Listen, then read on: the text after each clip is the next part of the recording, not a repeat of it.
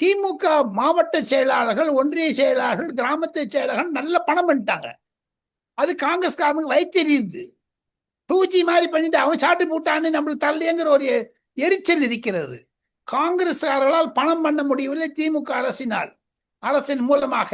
அதுக்கு எந்த கான்ட்ராக்ட் வந்தாலும் சில காங்கிரஸ் முக்கிய தலைவர்கள் எடுத்துக்கொண்டு சென்று விடுகிறார்கள்.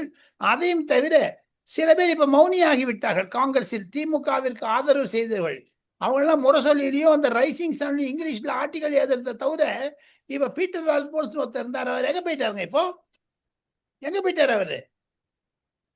அவருக்கு இந்துக்களுக்கெல்லாம் விரோதியாக இருக்கிறேன் என்றெல்லாம் ஒரு தீவிரமாக இருக்கக்கூடியவர். கிறிஸ்தவர்களுக்கும் மைனாரிட்டிகளுக்கும் செய்ய வாழ்க பீட்டர் அல்போன்ஸ் ஐயா. எங்க இருக்கீங்க? நீங்க தொலைஞ்சு போயிட்டீங்களா இல்ல திமுக ஐக்கியம் ஆட்டீங்களா என்று திருச்சி வேலுசாமி கேட்கிறார்.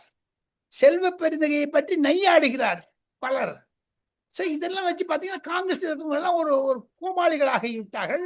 அவருடைய தலைவர் ராகுல் காந்தி அயல்நாட்டிலிருந்து திரும்பி வந்த பிறகு காங்கிரஸை பற்றி பேசலாம் என்று சொன்னபோது கேசி வேணுகோபால் சொல்லிட்டார் விஜயோட தான் போகணும்னு. அதனால தான் ஆதவ அர்ஜுனாக்கும் விஜய்க்கும், ஆதவ அர்ஜுனா விஜய் இருவருமே கேசி வேணுகோபாலுடன் தொடர்பு கொண்டு இருக்கிறார்கள். இதுதான் பின்னணி. சிவா.